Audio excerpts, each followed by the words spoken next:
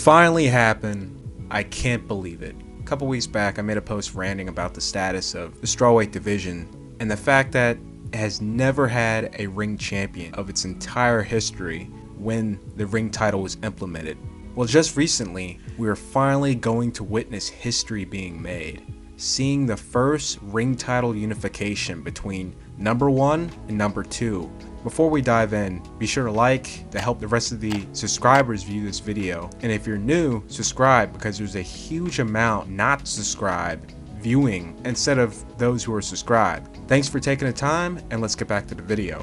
In weight classes where there's not much capital flowing in, it's hard getting unifications made, as fighters would rather choose to do their duties as champion and fight their mandatories, collect the bare minimum title fight pay, rather than risking it at all. If they lose, then they will just aim for a rematch or pursue a belt from another organization, and this will repeat, which it looks like no parties are stepping over each other's feet. Pretty much like what we were seeing in the cruiserweight division before Usyk came in contention. In the lower weight classes, fighters do not make much at all. All the biggest paydays reside in Japan. However, you still rarely see unifications of any kind because it's simply not enough to take that risk. Flyweight would see their first ring champion, not because a lineal champion pursued it, mostly because a rivalry between 4 fighters lasted for so long that by the time things had finally came to an end, both guys were ranked number 1 and number 2 in the weight class.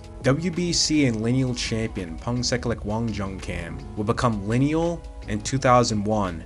Eric Morel was number 1 in the weight class.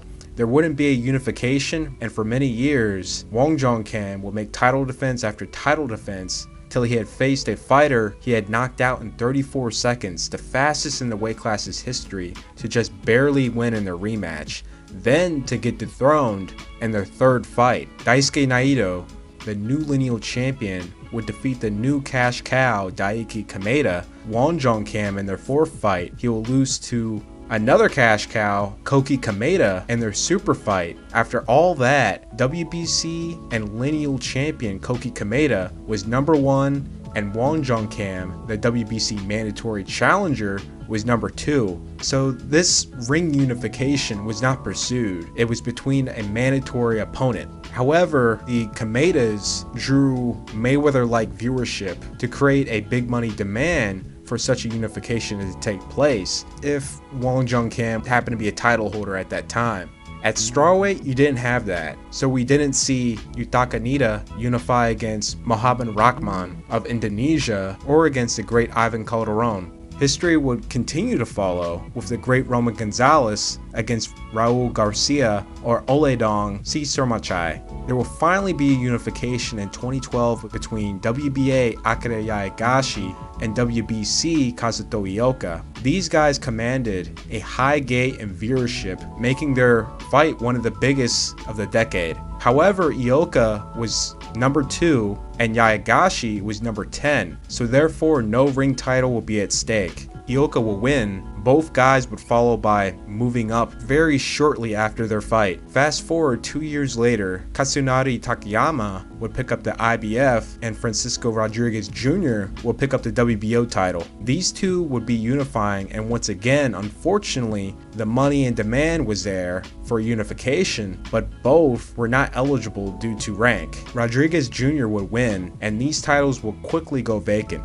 After that, we will see this weight class turn into a cold desert. Upon the departure of Yaegashi and Ioka, former Muay Thai champ Wanheng Menyayoten would steadily rise up in the ranks. He'll pick up the WBC title in 2014 after it changed a couple hands after Ioka vacated it. Wanheng will rise up to number 1 in the rankings. Meanwhile, with the WBA, another fellow Thai and former Muay Thai champion, Knockout CP Freshmart, is rising through the ranks. He will earn a shot to fight for the WBA title against Byron Rojas. Rojas had won the title off the biggest talent in the weight class, Hecky Butler, one of the biggest shockers of 2016. Knockout CP will earn a unanimous decision on Rojas to pick up the WBA title. For 5 years, these two will share the number 1 and number 2 position in the weight class, never to unify. despite Western media demanding a unification because Wanheng was making world news as his record was a clean sheet 54-0 with no draws or no contests, making him the current record holder over Floyd Mayweather. There was no money for such a fight. Wanheng would actually announce his retirement due to medical issues. He suffered from breathing problems due to a crooked nose and blurred vision in his left eye, which will require surgery. Pressured by the powers to be because Wanheng's people had signed a 5-year deal with Golden Boy, he came back out of retirement to lose his next fight, ending the historic streak and removing himself from the record books. The man that beat him bared the same grocery store chain, CP Freshmart, in his name. Thai fighters take the name of their sponsor or gym they fight for. The most notable, all-time great Kaosai Galaxy is actually named after his sponsor, which was a nightclub named Galaxy.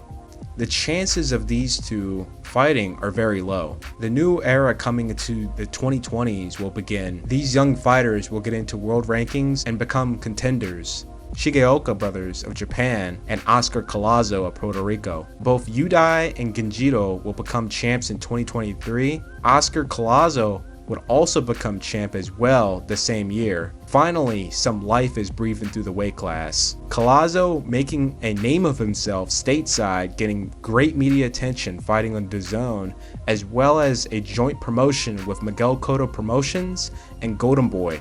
The rankings by the end of the 2023 year, Knockout CP at number 1, Yudai at number 2, Genjito at number 3, Oscar at number 4. Coming into 2024, after 6 years having Knockout CP in the top 2 rankings, I don't think they believe he would pursue a unification, but also may had been under the assumption his reign was almost up, as upcoming fighters that were in line to face him both were prominent contenders that fought in the Olympics. So they were very sneaky and demoted Knockout out of the rankings all the way to number 5 and pushed everyone else up, as these guys were potentially going to unify as the capital was there. It's almost like they didn't want to repeat what happened in the last biggest prize fights, where these unifications were not for the ring, and this time they were going to rig it, so there will be one. Well, a bad deed doesn't go unchecked. This is like that Simpsons episode where Mr. Burns goes through the list of misfortunes. But that will never happen. 3 misfortunes, that's possible. 7 misfortunes, there's an outside chance.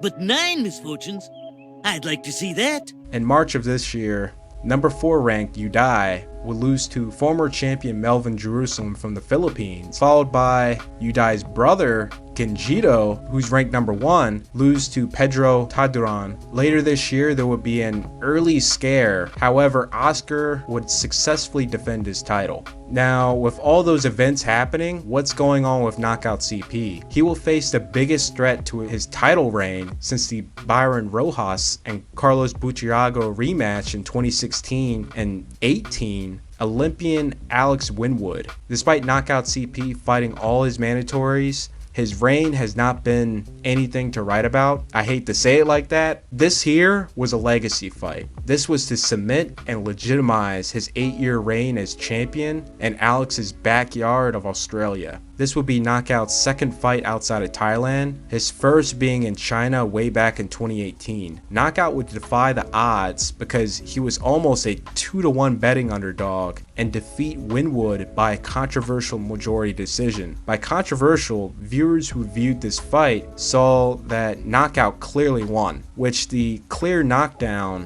which was counted as a slip, followed up by the horrible scorecards, gave the officiating of this fight a bad look.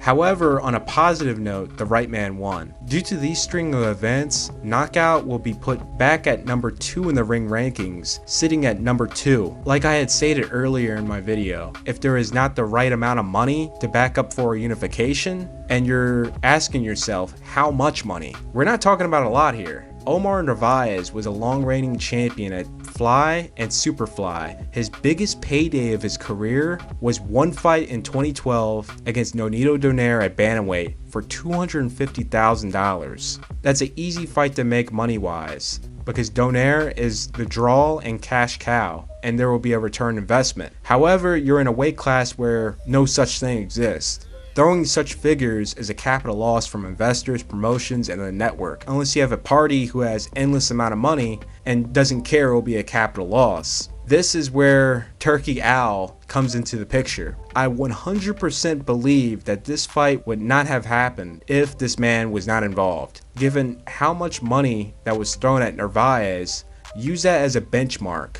I don't think whatever money Golden Boy and Miguel Cotto Promotions by themselves would have gotten Knockout to agree for unification. Look at this article from last year. Melvin Jerusalem and his fight with Oscar, Melvin made $115,000. The challenger, Collazo, made $38,000 plus revenue stream shares. I don't know what the purse is. Certainly you're going to need more than what Omar Narvaez made in 2012. The fight is on November 16th. I am certain that Collazo will be the heavy favorite to win. However, after following Knockout CP's career, I don't know what to expect outcome-wise. Fights he's the clear favorite, he looks okay in. Fights that he's supposed to win, he's average at best. Fights he's supposed to lose, he still wins in the very same fashion as 1 and 2.